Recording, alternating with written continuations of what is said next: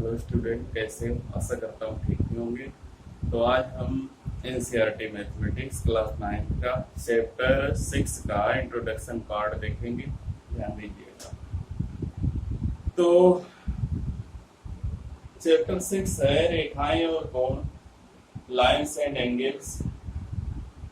इसमें जो हमको पढ़ना है रेखाएं और कोण में सबसे पहले रेखा क्या है। रेखा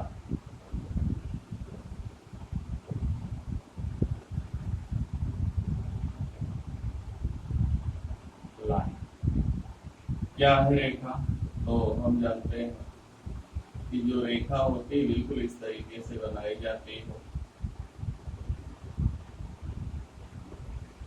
और यूक्लिड ने बताया था, यूक्लिड की जो हम पीछे यूक्लिड की अवधारणाएं और अवगणित पढ़े, उसमें बताया गया था कि रेखा जो होती है उसमें केवल लंबाई होती, चौड़ाई नहीं होती। चौड़ाई लंबाई को रेखा के नाम से जाना जाता है।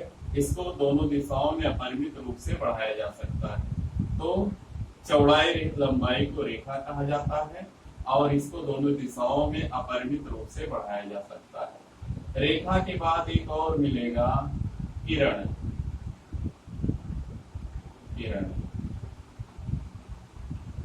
रे। तो किरण क्या है? किरण भी हमने बनाया होगा। एक तरफ इसका एंड पॉइंट होता है और दूसरी ओर अंत बिंदु नहीं होता है। तो इसका जो शुरुआत है वो पता होता है और एक दिशा में इसको अनगिनत रूप में बढ़ाया जा सकता है। इसको हम किरण कहते हैं। ऐसी रेखा जिसको केवल एक दिशा में बढ़ाया जा सके उसे किरण कहते हैं। इसके बाद एक और मिलेगा, रेखाखंड। रेखाखंड, लाइन,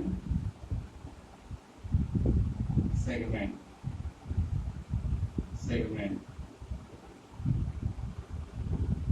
तो रेखाखंड में क्या होगा? दोनों दिशाओं में तीर नहीं होगा। यानी एक किसी रेखा के छोटे से भाग को रेखाखंड के नाम से जाना जाता है और इसकी लंबाई किसी भी दिशा में बढ़ाई नहीं जा सकती है। इसके दोनों तरफ अंत बिंदु होते हैं।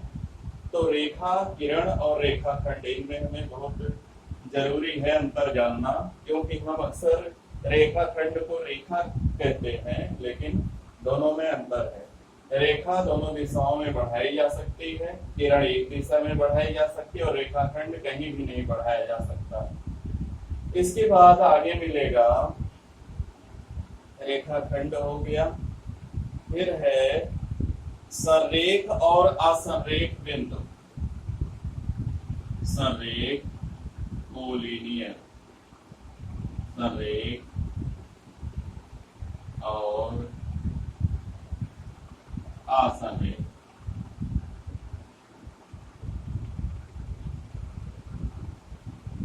बिंदु।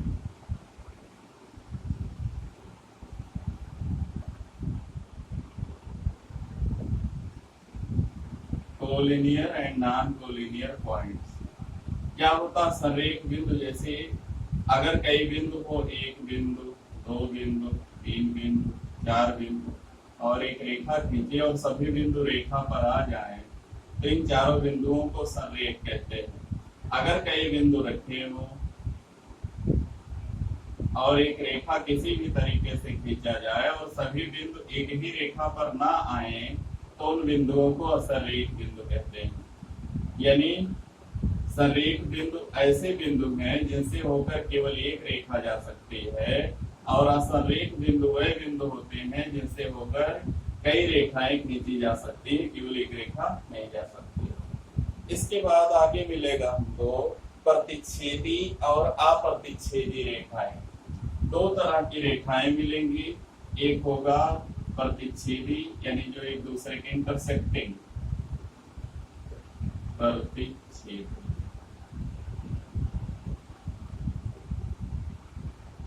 प्रतिच्छेदी रेखा, सबसे पहले इसको देखना।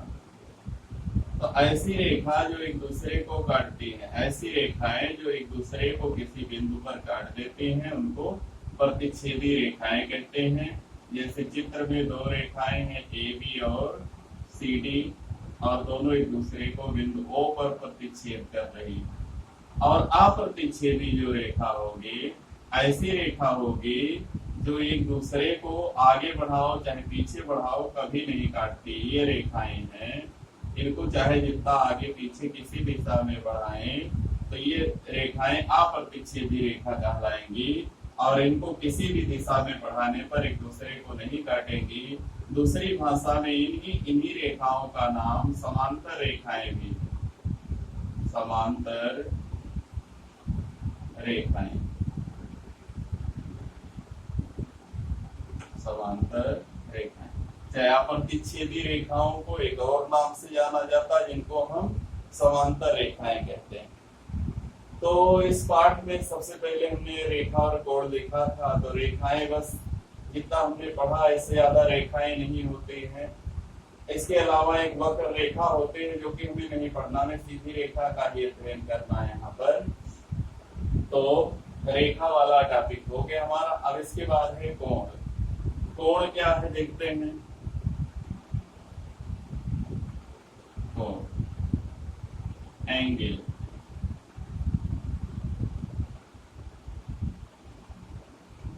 एंगल्स।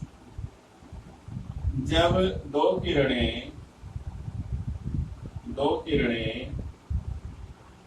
एक ही बिंदु पर मिलती हैं, OA और OB एक ही बिंदु पर मिलती हैं, तो इनके बीच जो अंतरित भाग है इसको कहते हैं कोण।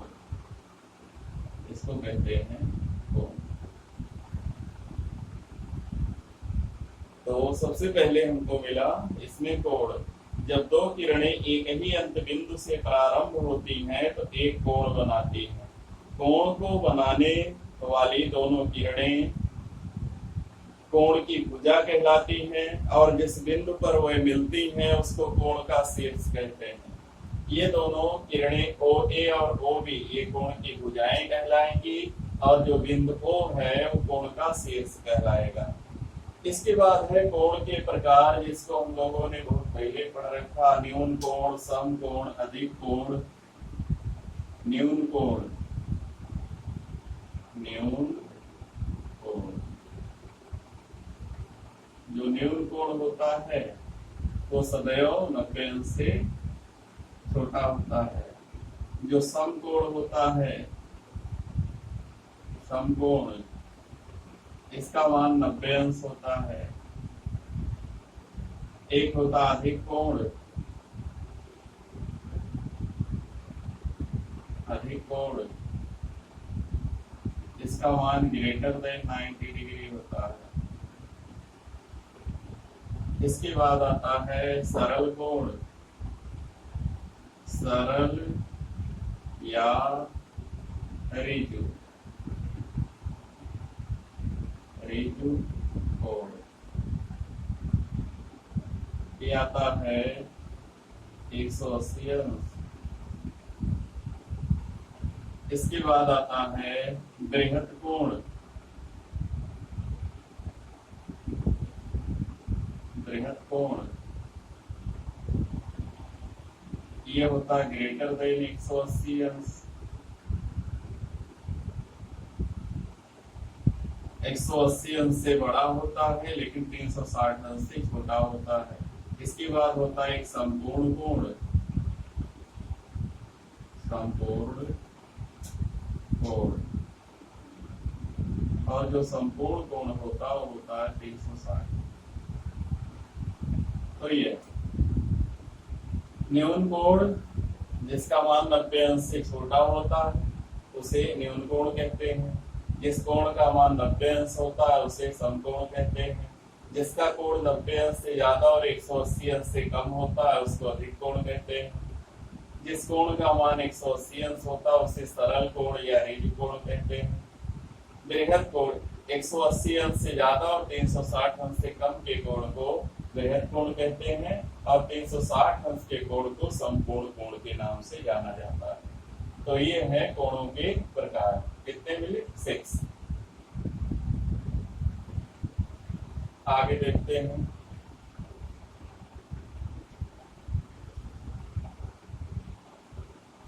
इसके बाद है बृहद कोण को परिवर्ती कोण नाम दिया गया है यहाँ।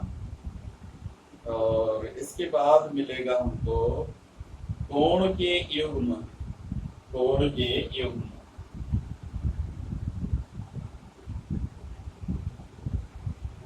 कोण के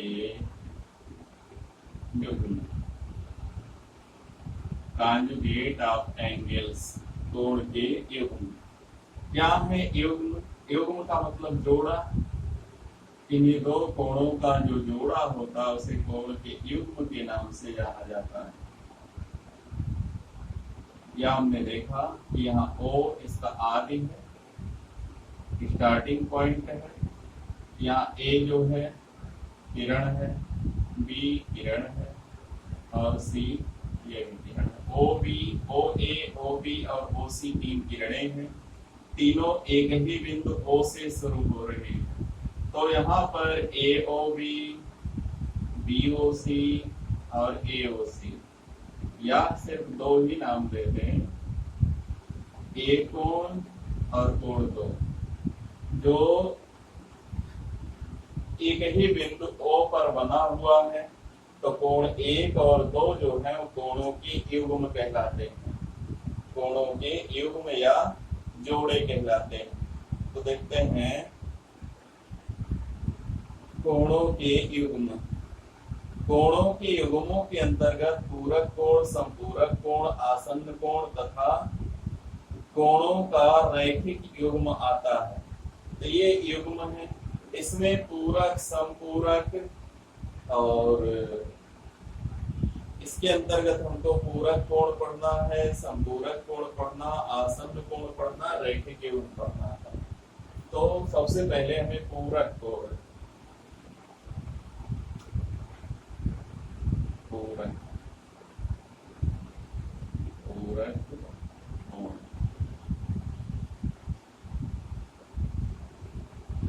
तो देखते हैं पूरक कोण क्या होता है। जैसे 90 अंश के कोण को समकोण कहा जाता है। अब इसको दो भागों में बांट सकते हैं। हम चाहें तो यहाँ 45 का दें और इधर 45 का दें, इधर 40 लिख दें, इधर 50 लिख दें, इधर 41 लिख दें, इधर लिख दें 49, इधर 15 लिख दें और इधर लिख दें 75 लिख दें।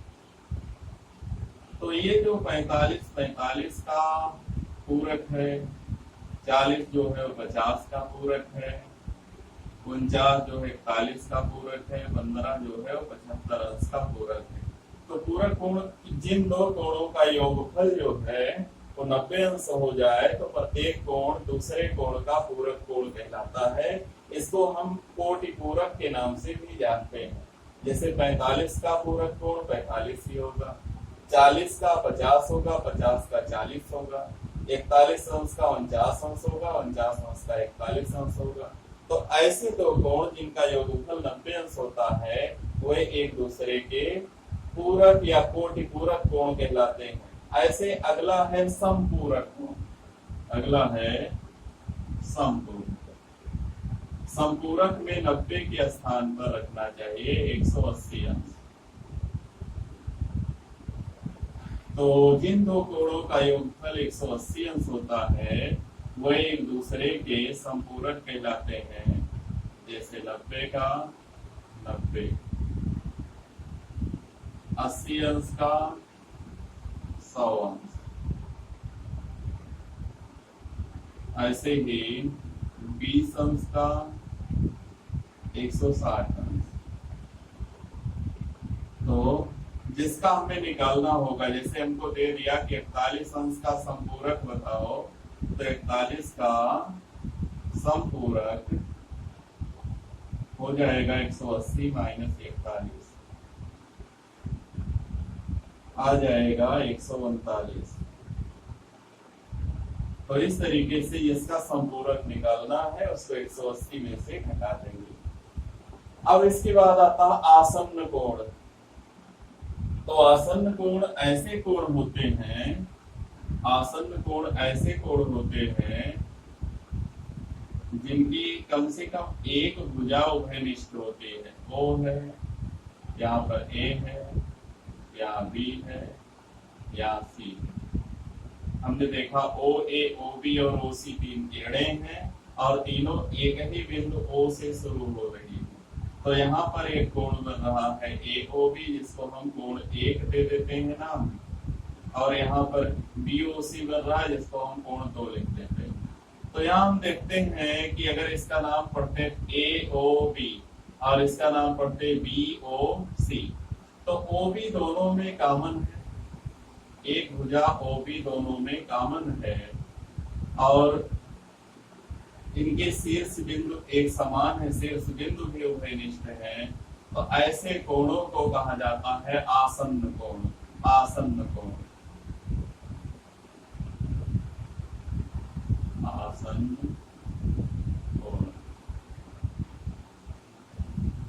तो जब दो कोणों का शीर्ष उभयनिष्ठ हो तथा एक भुजा भी उभयनिष्ठ हो तो उन दोनों कोणों को आसन्न कोण कहते हैं। इसके बाद है रैखिक युग्म, रैखिक युग्म। अगर दो कोणों का योगफल 180 अंश आ जाए, कोण ए प्लस कोण बी आ जाए 180 अंश, तो हम कहेंगे कोण ए और बी कैसे हैं, रैखिक युग्म के कोण हैं। अब यहाँ देखो बनाते हैं, या x लिख देते हैं, यहाँ y लिख देते हैं और एक ऐसे रेखा खींच देते हैं, यहाँ लिख देते हैं और इसको मान लेते हैं कोण ए और इसको मान लेते हैं कोण बी, यहाँ O। तो कोण ए और बी दोनों मिलकर कितने अंश के, 180 अंश के कोण बनाते हैं। तो ए और बी जो है रैखिक युग्म कहलाएंगे और एक सीधी रेखा पर जितना कोण बनता हो रैखिक युग्म में ही होता है, 180 अंश का ही कोण होता है। तो रैखिक युग्म, अगर दो कोणों का योगफल 180 अंश हो तो दोनों कोण जो है रैखिक युग्म कहलाते हैं। आगे देखते हैं,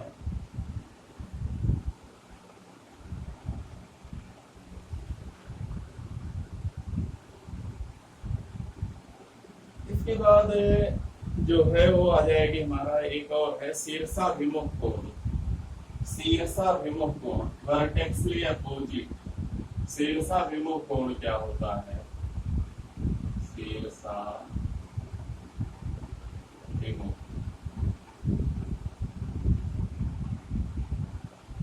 कोण।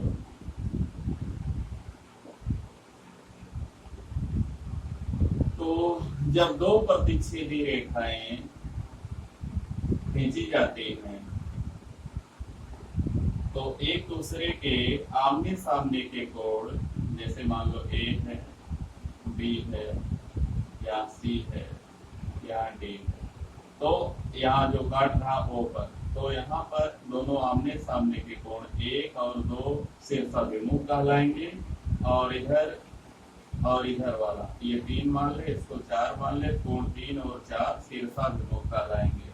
इन्हीं दो प्रतिच्छेदी रेखाओं के मिलने से वह कोण जिनके शीर्ष एक दूसरे के विपरीत होते हैं, एक ही बिंदु पर आकर मिलते हैं और उनके जो कोण होते हैं दूसरे के बिल्कुल अपोजिट होते हैं, उनको शीर्षाभिमुख कोण के नाम से जाना जाता है। और शीर्षाभिमुख कोण सदैव आपस में बराबर होते हैं। इसके बाद आएगा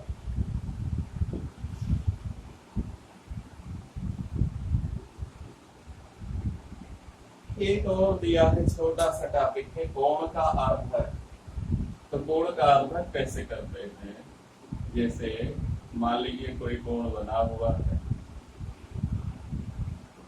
यहाँ O है, यहाँ A है, यहाँ B। अगर मान लीजिए यहाँ बना है 60 अंश का कोण और इसमें एक ऐसी किरण खींच दें C जो इधर 30 अंश कर दे और इधर 30 अंश कर दे, तो इसको हम कहते हैं कि जो OC है वो कोण AOB का अर्धक है। तो और अर्धक खींचना हम लोग पहले सीख चुके हैं कक्षा 8 में कि कोण का अर्धक कैसे करते हैं। सबसे पहले कोण का अर्धक करने के लिए जो सबसे पहला काम हमारा वो है कि सबसे पहले एक कोण दिया होता है, या ए है या बी है या ओ। सबसे पहले हम ओ को केंद्र मानकर एक चाप लगा लेते हैं। ये चाप जहां दोनों कोण की दोनों भुजाओं को काटता है, एक बार यहाँ पर प्रकार को रखकर आधे से ज्यादा दूरी लेकर चाप बनाते हैं, फिर यहाँ पर प्रकार रखकर उसी दूरी से दूसरा चाप बनाते हैं, जहाँ इसको काट देता उसको ओ से मिलाते हुए आगे बढ़ा देते हैं। तो ये अर्धक कर देता है, कोण ए ओ बी को दो भागों में बांट देता है, ये कहलाता है कोणों का अर्धक। तो इस वीडियो में इतना ही। अगर हमारा वीडियो पसंद आएगा तो वीडियो को लाइक कीजिए, शेयर कीजिए और हमारे चैनल को सब्सक्राइब कीजिए।